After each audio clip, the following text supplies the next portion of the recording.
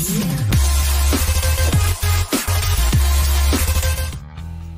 yan, good day mga paps and isang mapagpalang araw sa inyo lahat. So meron tayong gagawin dito, hindi, ginawa pala.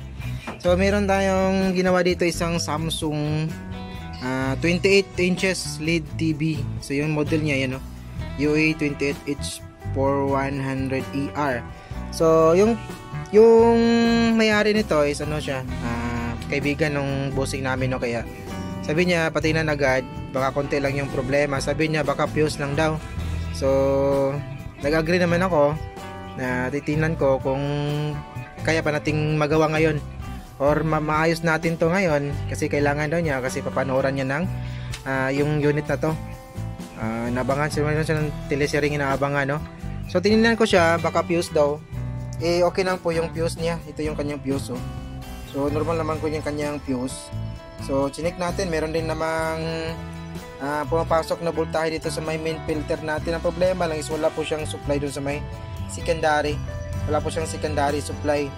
So chinek natin overall, chinek natin kung mayroong ground dito sa may secondary. Wala naman, normal naman yung mga parts dito sa may secondary natin. Chinek din natin yung primary.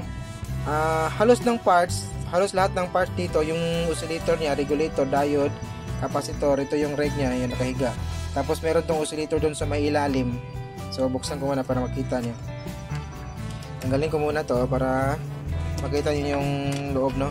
So actually yung problema nandito lang sa kanyang power supply. So pero hindi po fuse yung problema. Makikita niyo yung problema ngayon kapag nabuksan na, pag natanggal natin to, no? So tatanggalin ko lang muna to. Ayan. Para pakita ko sa inyo yung kung ano yung pinalitan natin, kung ano yung naging sira niya. Ayan. So yun, dalawang screw lang kasi na-repair na natin to. Tapos balikan natin yung video kung sakali man baka may maka-experience nito. So hindi po lahat ng walang power is malaki po yung gastos, no? Minsan konti lang yung gastos. Lalong-lalo na kapag wala kang papalitang parts o walang major parts na papalitan dito sa may primary or secondary power supply natin. Ayan. So yun, no? Ito yung power supply natin, no? So actually yung problema niya, ito siya, sana yun, ito kasi yung kadalasang sira ng Samsung. Ayun, no?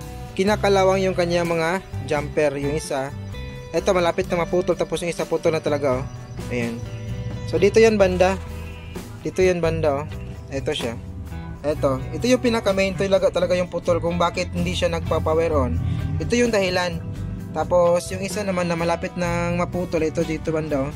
Ayan. So dito tayo magpo-focus sa mga jumper na to, G809. Kasi ito yung dahilan kung bakit nagkakaroon ito yung dahilan kung bakit walang power yung unit natin. So tingnan mo, tingnan natin.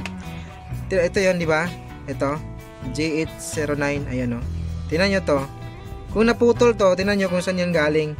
Galing din sa may power supply natin, sa may primary, dito sa may positive side ng diode. Ayan, oh, diode. Positive side ng diode. Tingnan natin kung saan siya pupunta. Ito pala ito. Ayan. Ayun, oh. Tapos dadaan siya ng mga dropping resistor, ayun, oh. Papasok yan dito sa may oscillator. Ayun. So nung maputol to, yung jumper na to, yung 809, G809, nawala na po ng supply yung ating oscillator. Is paano pa niya papanda rin yung ating regulator, yung primary natin, kung wala na siyang supply. So ito yung dahilan kung bakit no power yung unit natin. Wala pong major parts na nasira, kundi jumper lang na kinain ng kalawang, putol siya. So kaya naputol yung supply niya ng ating oscillator para mag-oscillate, para magbibigay ng feedback dito sa may regulator natin para mapaanda niya yung primary natin, no? So yun, tama ba yung pagka-explain natin? Ayan, yung supply kasi nito ng ating oscillator is nasa nasa mga 12 to 15 kung hindi ko nagkakamali. Dadaan niya ng filter. Kasi yung filter, itong filter na to, ito yung filter niya. Ito yung filter niya. Yung value ng filter na yan, ano yung number niyan? M80, tama ba ako? CM pala, CM8, hindi ako nakakamali, 80, ano ba yan? 806 or 809 M6 pala. 6. Ito. Yan yung value niyan. Tingnan natin yung value. 47 UF over ano yan? 50 volts. Ayan, 47 UF over 50 volts. So, yun yung filter. So, ibalik lang natin to para magpa-final testing na tayo at makuha na to ng may-ari, no? Kasi sinabi ko sa kanya baka ano, uuwi lang daw saglit yung may-ari nito tapos sukunin niya. Sabi ko balikan niya ng 1 oras at ba nagawa na natin, no? Yan. Wait lang. Store natin yung dalawang ano?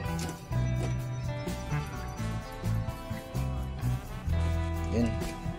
Tapos dito isa. Kasi testing pa naman.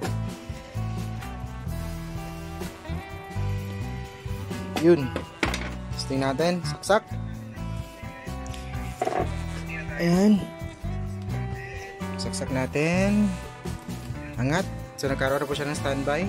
Kita nyo ba? Ayun. Tumunog na rin yung start up. Ayun. Naka-display na po yung unit natin. So meron na siyang power. So ganoon lang kasimple yung problema niya. Jumper lang. So hindi po major parts na nasira, kundi jumper lang, no? Ayan. So hanggang dito lang yung video natin, no? Sana may kahit pa paano may natutunan kayo sa ating kunting update ngayon. May God be with us always, and this is your service technician. See you in our next video. Bye bye.